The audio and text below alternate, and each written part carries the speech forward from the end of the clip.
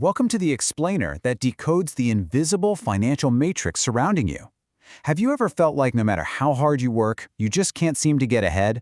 Like there's this hidden ceiling on your wealth? Well, you aren't imagining it. You're caught in a system that's functioning exactly as it was designed to. Today, we're going to expose the mechanics. So why, despite working 40, 50, or even 60 hours a week, are you still broke? You see, the modern economy operates on a strict set of rules that most of us were just never taught. It's a beautifully complex engine, and it runs smoothly on the labor of the many, all while funneling true wealth to the very few who actually understand the code. The system demands that you work for money, instead of making money work for you. We're locked in this relentless rat race, constantly confusing high consumption with actual high net worth. Think about it.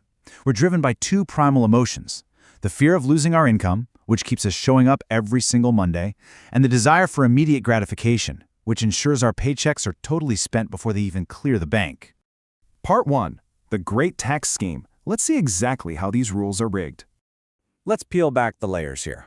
Now, we are not talking about illegal tax evasion. We are talking about the completely legal, structured realities of the tax code. On one side, we have earned income, your standard W-2 wages. This is literally the most heavily taxed money in existence, hitting top federal rates of 37%. But on the other side, capital income. Think Frank Sinatra versus Sam Walton. Sinatra earned his wealth through his labor, so he paid top-tier taxes. But Walmart founder Sam Walton, he built wealth by holding appreciating stock, which is essentially untaxed until it's sold. Basically, labor is penalized while ownership is rewarded. And the root of this incredible disparity? It's a 1920 Supreme Court ruling called Eisner v. Macomber. It explicitly stated that income derives only from proceeds, meaning you actually have to sell an asset and physically realize the cash gains before it can be taxed as income. This century-old ruling is the absolute legal bedrock of the ultra-wealthy. The middle class gets taxed on every single dollar before the money even hits their bank account, while the wealthy get to watch their net worth skyrocket in a completely tax-free vacuum. Which brings us to this truly staggering number: 3%. Get this, the middle class shoulders about 52% of total federal income tax revenues. Meanwhile, leaked IRS data reveals that some individuals in the top 0.1% legally pay an effective tax rate of just 3%. How on earth is that possible? By taking loans against their untaxed assets to fund their lavish lifestyles, completely sidestepping the income tax system altogether. Data from the Budget Lab brilliantly illustrates this stark reality. If you look at the very top, effective tax rates scatter wildly. They range anywhere from 3% to 45% for the elite 1%, depending entirely on how they structure their assets.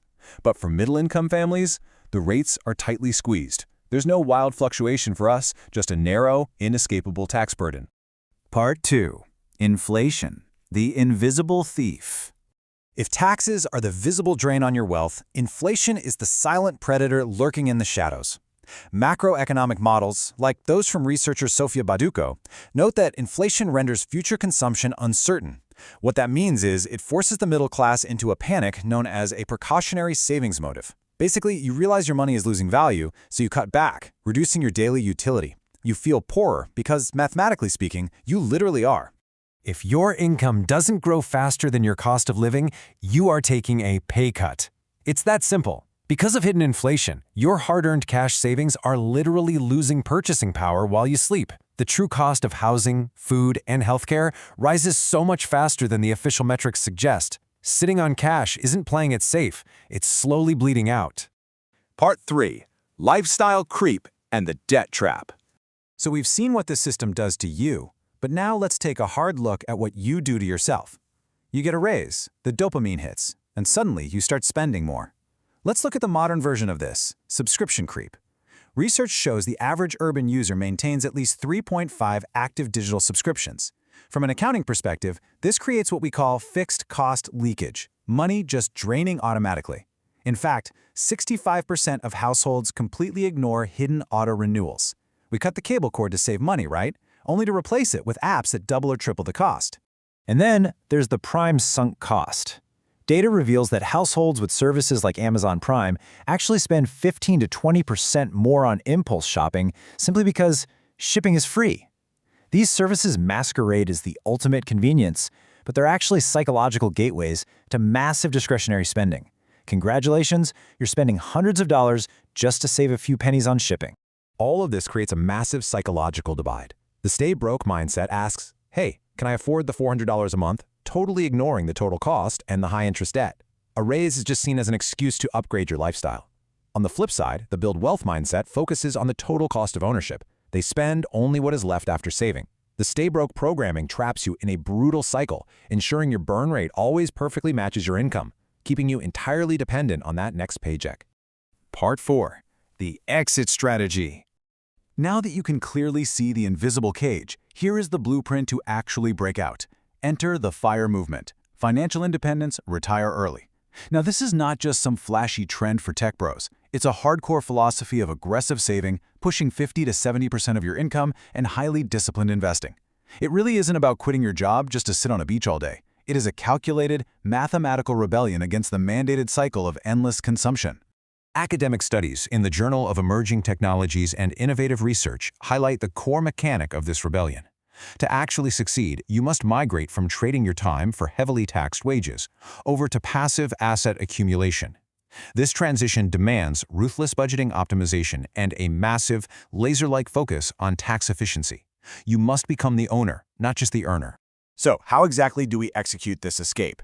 Step 1. Conduct a quarterly subscription audit. You have to stop that fixed cost leakage dead in its tracks. Step 2. Build a robust emergency fund to block those high-interest debt traps. Step 3. Redirect every single dollar of surplus income away from depreciating lifestyle upgrades and into appreciating assets. You have to avoid the "I'll earn more later" fallacy at all costs. And finally, Step 4. Capitalize on compound growth. Acquire assets that legally shield you from those nasty tax traps and actually outpace inflation.